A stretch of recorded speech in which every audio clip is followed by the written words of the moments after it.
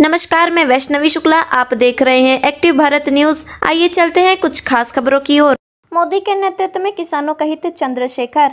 Bharatiya Janata party किसान मोर्चा की ओर से गांव चलो अभियान का समापन मंगलवार को महाराजगंज बाजार निवासी और मोर्चा जिला महामंत्री अशोक मिश्रा के प्रतिष्ठान पर समापन समारोह संपन्न कराया गया।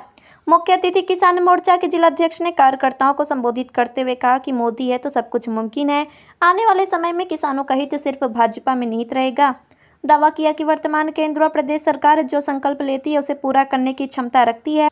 आए दिन लघु एवं सीमांत किसान निजी सिंचाई युक्त नलकूपों पर बढ़ रहे विद्युत राजस्व को लेकर चिंतित रहते थे। उस चिंता को दूर कर केंद्र सरकार ने 100% विद्युत राजस्व को मुक्त कर दिया। शेष अन्य समस्याएं किसी भी क्षण ओझल होते नजर आएंगे। भारत देश कृषि और ऋषि महान रहा है।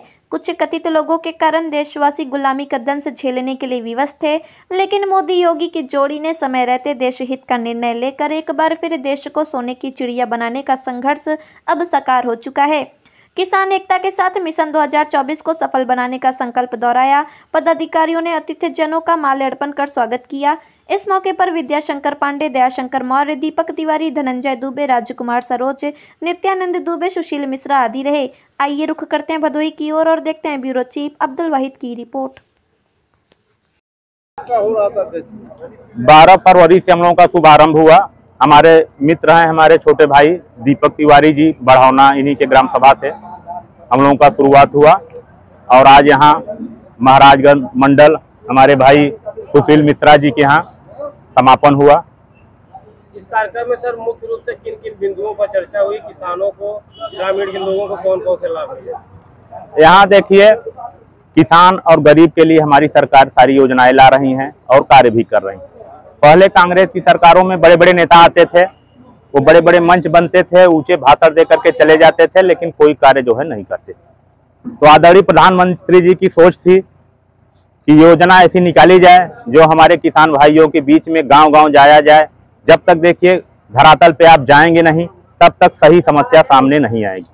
तो हम लोग जा करके बैठते थे, चौपाल लगाते थे, वहाँ हम अपनी कहते थे, वो अपनी कहते थे। जो बातें सार्वजनिक थी, जो सही थी, उसको हमने नोट करने का भी कार्य किया है। और इस बार 400 पार कमल खिलने जा रहा है, तो निश्चित रूप से कुछ बातें किसान भाइयों की भी आदरणीय प्रधानमंत्री जी के संकल्प पत्र में निश्चित रूप से लिखी जाएंगी।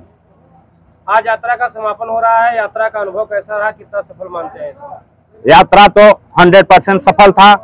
हमें इस बात की बड़ी खुशी है कि हमारे भाई बंधुओं के बीच में जाने का मौका हमको आदरणीय प्रधानमंत्री जी ने, भारतीय जनता पार्टी ने दिया। मैं इसके लिए भारतीय जनता पार्टी का बहुत बहुत आभार व्यक्त करता हूं कि ऐसी यात्रा निकालें कि हमारे भाई बंधु कम से कम मौका निकालकर हम उनके दरवाजे पे गए बैठे, उससे हम लोगों का प्रेम और बढ़ा, आपस में घनिष्ठता और बढ़ी और भारतीय जनता पार्टी की ताकत और बढ़ी।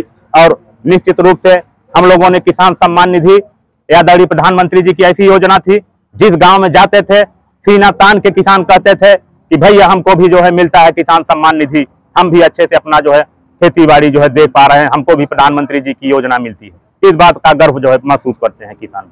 जय जवान, जय जवान, जय जवान, जय जवान, भारतीय जनता पार्टी जिंदाबाद।